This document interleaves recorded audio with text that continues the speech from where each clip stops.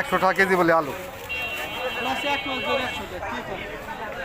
এবার দাম হিসেবে ওর কাছে 200 টাকা। 90 টাকা নেই।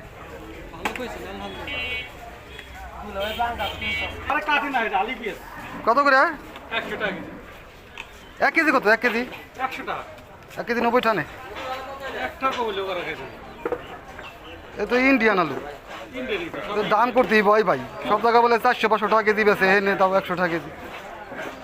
কাটাকে ভালো দে ভাই, 1 কেজি দে। নতুন আলু 100 টাকা কেজি, তাও চেহারা ভালো না।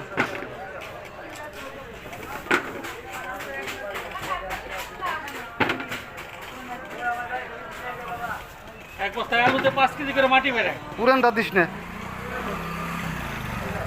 1 কেজি হয়ে গেছে। পুরান আলুই তো বেশি হয়। 100 টাকা কেজি আলু, এই হলো 100 টাকা।